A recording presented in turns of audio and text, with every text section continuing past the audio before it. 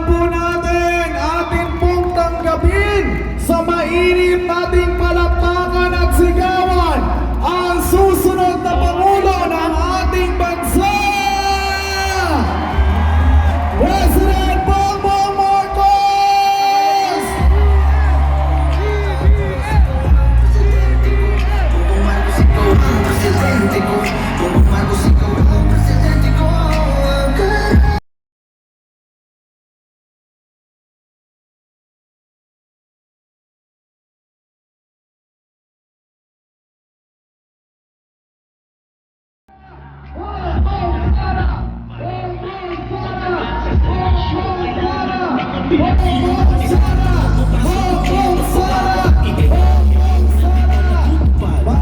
Maraming salamat po. Palakpakan po muli natin ang lahat. Magandang umaga po sa ating lahat. At ngayon, syempre, tuloy-tuloy na po tayo sa ating programa. Sa mga bisita po natin, maaari na po kayo mo. Maraming salamat lahat po tayo. At muli po paalala namin sa mga kaibigan natin vloggers at mga media na nasa harapan po mismo ng ating stage. Ayan, kung maaari lang po sana ay bigyan po natin ng konting spasyo yung mga bisita na natin na nasa harapan din po para makita yung mga tao na nasa stage po natin. Maraming salamat po sa inyong pagmamahal at pag-iintindi. At ngayon, para ipakilala po sa atin ang susunod na Vice Presidente ng Pilipinas, tawagin po natin ang ating lakas CNP President at ang ating pong House Majority Floor Leader, Ferdinand Martin Romualdez. Palakpakan natin! Magandang umaga, lalawigan ng Rizal. Sa akin po ang karangalan itong umaga na to, ipakilala sa iyo ang sunod ng Vice Presidente ng Republika ng Pilipinas. Ang Agila ng Mindanao, yung isang Mayor Sara Duterte.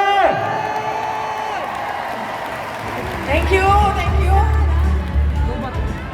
Unang-una muna ang aking mga pagpapasalamat. Maraming salamat sa Inares family po. Dahil tinulungan po nila kami, ang ating haligi dito sa Rizal, tinulungan nila kami mag-organize po ng event ngayong umaga dito na makasama kayo at makilala kayo ulit, makipagkamustahan ulit sa inyo dito sa Rizal. Maraming salamat.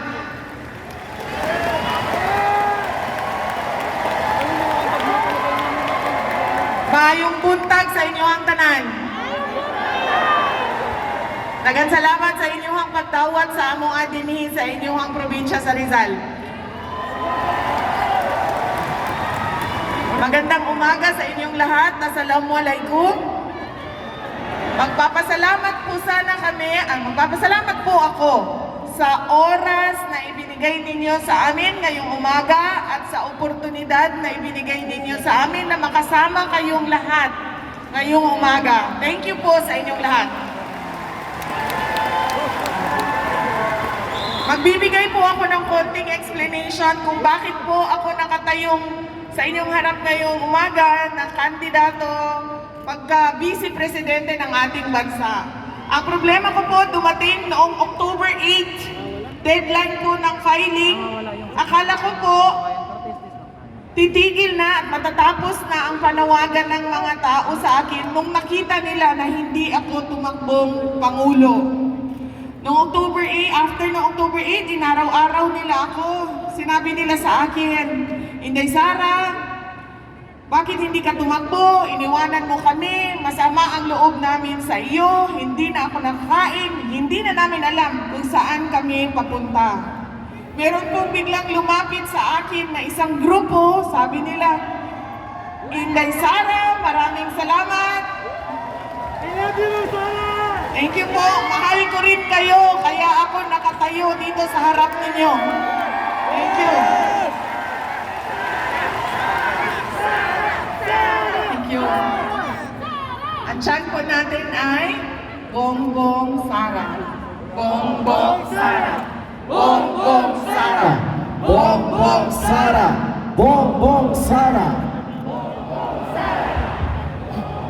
Sabi nila, lumapit sila sa akin, sabi nila, Inday Sara, sabi mo, tatakbo ang tatay mo na Vice President. Hindi siya tumakbo. Ang gusto namin, Duterte, ang gusto ng mga tao, Duterte. Pwede bang tumakbo kang Vice President?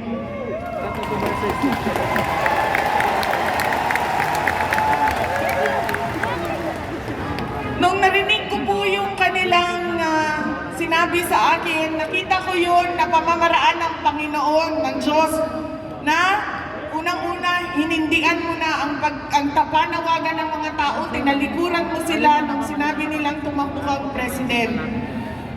Ito na yung pangalawa mong chance.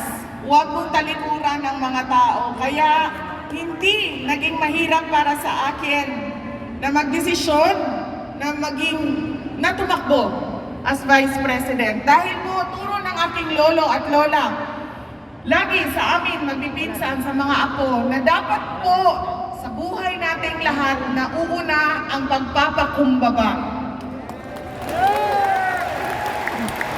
Na lagi po sa buhay natin nauuna kung ano yung gusto natin.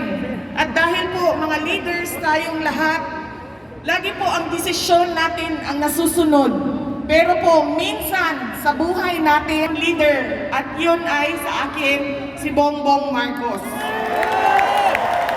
BBM! BBM! BBM! Bongbong Sara! Bongbong Sara! Bongbong Sara! Bongbong Sara! Bongbong Sara! Bongbong Sara! Bakit po si BBM? Dahil po, as a voter, hindi ako kandidato, botante ako. Importante sa akin na ang tao na nagpipresentang Pangulo, meron po siyang experience sa isang executive na posisyon. Ano po yun? Yung mga decision maker. Yung mga tao na kapag binigyan mo ng problema, sanay sila sa problema, ang ibabalik nila sa iyo na utos ay solusyon sa problema. Yun yung mga governors, mga mayor, tulad ni Mayor Andeng, mga barangay captains natin, mga nanay at tatay sa loob ng tahanan, sanay sila sa problema. At lagi, binabalik nila sa atin kung ano yung dapat gawin at solusyon. At si Bongbong Marcos, meron siyang experience na 4 terms na governor ng Ilocos Norte. Isang term na senator at isang term na congressman. Yun po ang importante. Alam niyo po, nung tinanong ko siya, sabi ko, Sir, ano bang gagawin natin? Sabi niya, alam mo Inday Sara, bago pa man nagpandemya, meron ng mga Pilipinong naghihirap. Nung dumating ang pandemya, nalubog tayo lahat. Lahat tayo merong epekto ang pandemya sa mga buhay natin. Kailangan ng mga tao, pera. Kailangan ng mga tao, trabaho na nagdadala ng pera. Kailangan ng mga tao, mga negosyante, o marunong silang mismo magnegosyo. Mga businessmen na pumapasok sa isang lugar, gumagawa ng trabaho, nagbibigay ng sweldo, nagbibigay ng pera. Nung narinig ko yun, nasagot niya sa tanong ko, naisip ko, ito ang dapat maging Pangulo. Dahil sa 3 sentences na sabi niya sa akin, ano ang problema, ano ang naisip niya na solusyon, at yun ay ang naisip niya para sa taong bayan na sinasabihan niya na pagsisilbihan niya. Kaya, ang ating kandidato, bakit unity? O bakit sabi ko, Bongbong Sara? Dahil po, ang gusto namin ipakita sa buong bansa na ang kailangan natin ay pagkakaisa sa susunod na 6 na taon. Magkaisa tayo. Gusto namin lagyan ng mukha ang kasabihan na in unity there is strength.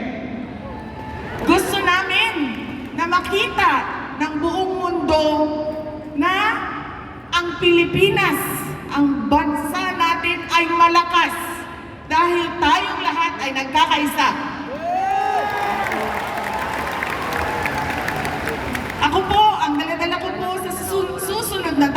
ay ang turo po sa akin ng aking mga magulang sa aking pagtatrabaho doon sa lungsod ng Davao. Lagi po nilang sinasabi sa akin, maging matapat ka sa trabaho mo. Dapat pantay-pantay lahat, walang mayaman, walang mahirap sa pagtatrabaho mo.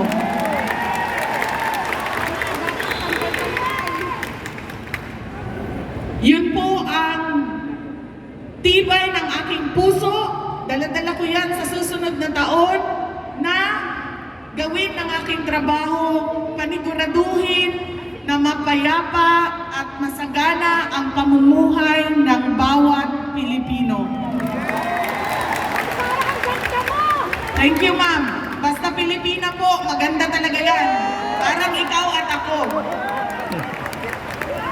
Lahat ng Pilipina sa buong mundo, laging sinasabi, maganda ang Pilipina. Kanina po, binuksan ko ang aking talumpati ng pagpapasalamat.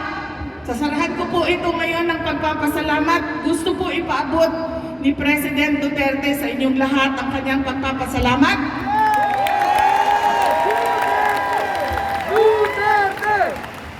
Noong 2016 po, nung nakita ninyo na siya na ang Pangulo ng ating bansa, binigay niyo po ang puso ninyo, ang suporta ninyo sa kanyang administrasyon. Noong 2019, nandito kami, tinulungan niyo rin po siya sa mga administration. Sa susunod na taon po, sabi niya, matatapos na ang kanyang termino at gusto niyang malaman ninyong lahat na ang kanyang mensahe ay ang pagpapasalamat o pasasalamat sa inyong lahat sa kanyang puso. Gusto niya po na yun ang maalala ninyo sa kanya. Yan din po ang gusto ko na maalala ninyo ngayong umaga. Kalimutan nyo na lahat ng sinabi ko kanina. Huwag niyo lang kalimutan na nagkasama tayo ngayon, December 11 dito, at tumayo ako sa harap ninyo, nagpasalamat po ako sa inyo.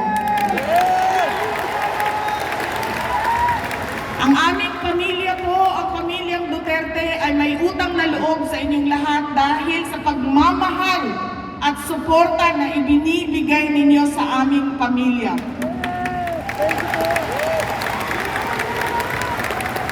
Ang role ko po o ang task ko po ay ang pagbabayad sa inyo ng matapat na serbisyo sa ating bansa. Usbon na ako, daghang salamat, maraming salamat, syukran. Maraming salamat po, Vice President Mayor Inday Sara Duterte. Sigaw muna lahat, Bongbong Sara! Bongbong Sara! Bongbong Sara! Bongbong Sara! Bongbong Sara! At ito naman para po ipakilala sa atin ang ating susunod na Pangulo ng Pilipinas. Tawagin po natin, Governor June Linares! Mga kababayan, taong 20 pagka-vice-presidente. Matapos ang 6 na taon, siya po'y nagbabalik at muli mainit po natin tinatanggap sa ating lalawigan. Mga kababayan, isang karangalan kong ipakilala sa inyo ang susunod na Pangulo ng Republika ng Pilipinas, Ferdinand Bongbong Marcos!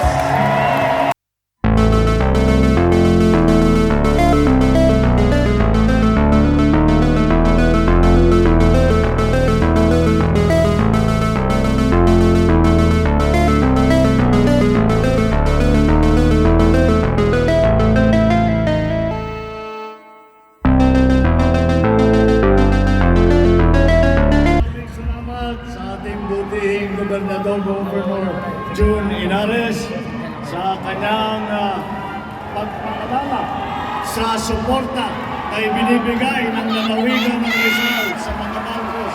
Maraming salamat po.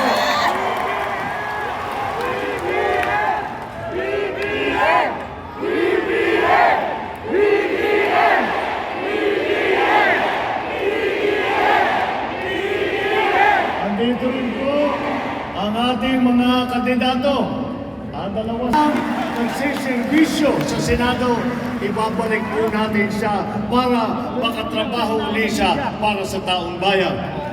Andito rin po si Secretary Harry Roque na naging spokesman ni Pangulong Duterte.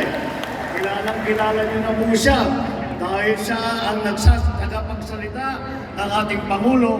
Ngunit palagay ko hindi niyo nakikita lahat ng kanyang trabaho na ginagawa para tumulong kay Pangulong Duterte na hindi naman linalabas sa publiko. Kaya siya'y iluluklok din natin sa Senado dahil kailangan natin siya at ang kanyang galing dyan sa Senado. Lahat po ng aking mga kaibigan dito sa lalawigan ng Rizal, magandang umaga po sa inyong lahat. Narinig din na po ang aking running mate na sa aking palagay. Alam niyo po, lagi ko pong sinasabi, kapag naririnig ko si Inday Sara na magsalita, lagi kong naaalala at binabanggit ko, binibida ko po sa inyong lahat, sa aking palagay, sa lahat ng mga presidential candidate dito sa halalan na ito, ako na ang pinakamapalad na presidential candidate dahil ang naging vice presidential candidate na kasama ko ay ang pinakamagaling, pinakamabait, pinakamahusay at higit sa lahat ay may panindigan si Mayor Inday Sara Duterte.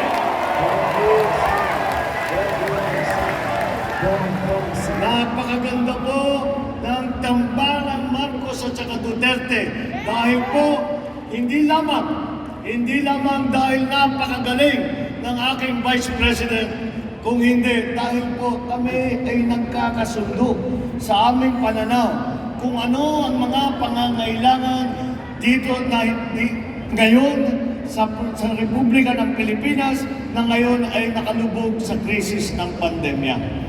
Kaya po ay napakaganda bukod pa sa aming pagkakaintindi ng ating mga problema ay isa po mahalagang simbolo ang aming pagsasama, ang pagsanib puwersa ng Marcos at saka Duterte. Dahil po, ang aming laging, kaya po kami ay tinatawag na unity team. Dahil po, ang sa aming palagay, ang pangangailangan ngayon para tayo ay makaraos dito sa ating hinaharap na krisis ng pandemya, dito sa ating hinaharap na krisis na ekonomiya, ang ating siguro dapat ay layunin ay maging magkaisa muli ang Pilipino, magsama-sama ulit ang mga Pilipino at magmamahalan ulit ang mga Pilipino. Dahil po, kung pag-aaralan ninyo ang kasaysayan ng Pilipinas, lahat po ng ating hinarap na krisis, gera man, lindol, bagyo, sakuna, kahit na anong krisis na hinarap natin bilang Pilipino, tayo ay nakaraos dahil tayo ay nagkaisa. Nakaraos tayo dahil nagsama-sama at nagtutulungan ang mga Pilipino para pagandahin ang buhay ng Pilipino, para pagandahin ang Pilipinas. Kaya po, yan ang aming ipinaglalaban. Kaya po napakahalaga na ang aming partnership ni Inday Sara. Dahil po ito'y napakamahalaga at magandang simbolo ng pagkakaisa. Kung ang isang tiga Ilocos Norte na nasa Norte at ang isang tiga Davao na nasa Mindanao ay kaya naman magsama, sa palagay ko, kami nanggaling kami sa magkabilang sulok ng Pilipinas. Kung kaya po namin magsama, siguro naman kaya natin ipagsama lahat ng mga Pilipino. Mga kababayan, nagsasama yung anak ng dalawang presidente. Sa aming pag-iikot po, ito po ang tuluyang namin isinisigaw, ang pagkakaisa. At nakakataba po ng puso na makita na ang ating mga kababayan ay tinatanggap ng buong loob ang ating mensahe ng pagkakaisa. pag iniisip natin ito, hindi naman po kataka-taka ito. Dahil ang ugali po ng Pilipino ay mababait. Ang ugali ng Pilipino ay matulungin. Ang ugali ng Pilipino ay inaalalayan ang kanyang kapwa Pilipino. Hindi po naman tayo palaaway. Hindi naman tayo naghahanap ng gulo. Ang Pilipino ay simple lang naman ang hinahanap sa buhay, na magkaroon lang ng disenteng buhay para sa kanyang pamilya, para sa kanyang Pilipino. Kaya po, pagka tinitignan po natin ang ating hinaharap na krisis ngayon, sa ngayon, nahahandahan tayong lumalampas na sa pandemya. Nahahandahan na po tayo nakakabalik sa ating dating buhay. Ngunit marami po ang naghirap dahil sa nakaraang 2 taon. At sa aming pananaw, hindi wala na ibang sagot kung hindi ang pagkakaisa. Dahil kahit sino po na nag-iisa, kahit gaano kagaling, kahit gaano kasipag, kahit gaano hindi na kumakain, hindi na natutulog, kahit anong gawin niyang tao niya, ay kakaunti lang ang kanyang magagawa. Ngunit kapag ang lahat, ang sambayan ng Pilipino ay sabay-sabay na gumalaw, mararamdaman po natin ang pagbabago, mararamdaman po natin ang pag-uunlad ng Pilipinas. Kaya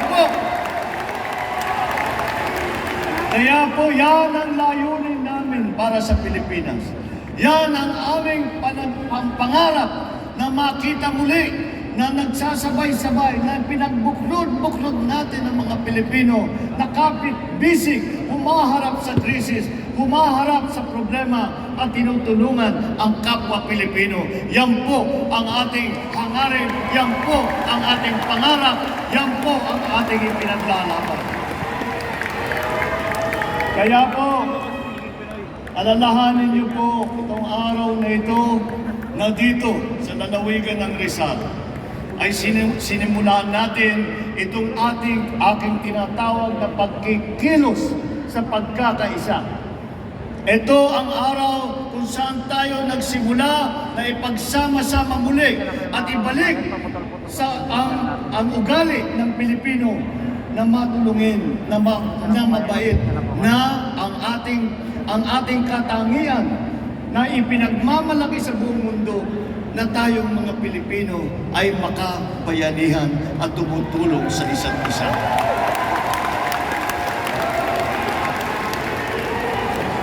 Kaya po, itong simula na ito pong simula na pagsisimula natin dito sa kilusan ng pagkakaisa ay napakahalaga po.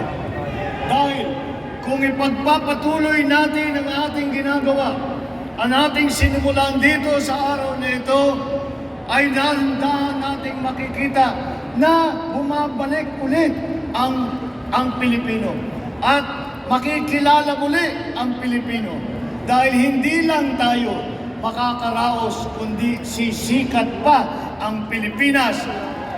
At haharap ulit tayo sa buong mundo at sasabihin ulit natin, ako ay Pilipino, taas ang loob kahit kanino.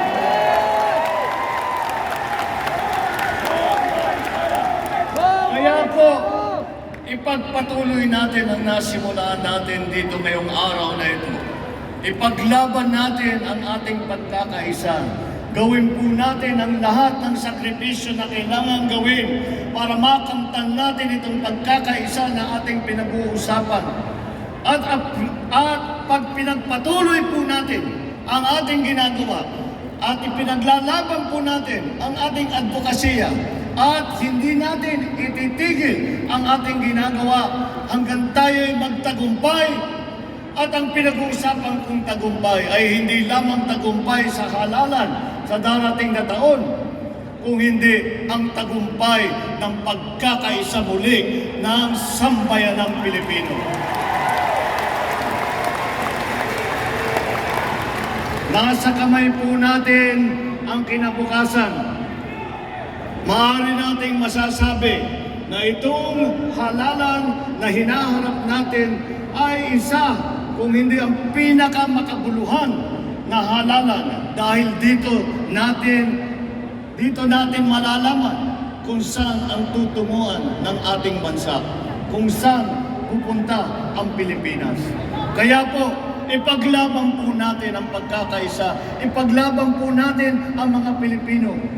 Ang tagumpay ng pagkakaisa, yan pong hangarin na yan, ay isa, wala na tayong kailangan gawin kapag nagawa natin yan. At nagawa natin ang lahat ng Pilipino ay nagtutulungan. At ipinagpatuloy natin ang ating sinumulan dito sa lalawigan ng Rizal sa araw na ito. Asahan po ninyo, sama-sama tayong babangon muli. Maraming salamat po at magandang umaga po sa inyong lahat. Maraming salamat sa napakainit na salubong na ibinigay niyo sa amin ni Inday Sara. Mabuhay po kayo! Mabuhay ang lalawigan ng Rizal! Mabuhay ang Pilipinas! Maraming salamat, President Bongbong Marcos! At ngayon naman po, para po sa isang full opportunity, lahat po tayo, inaayaan namin na ipakita ang ating suporta. Victory sign! Victory sign!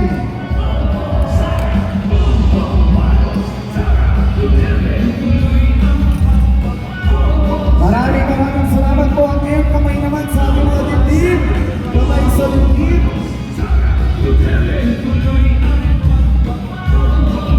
Maraming salamat at ngayon na po. Palakpakan po muli natin ang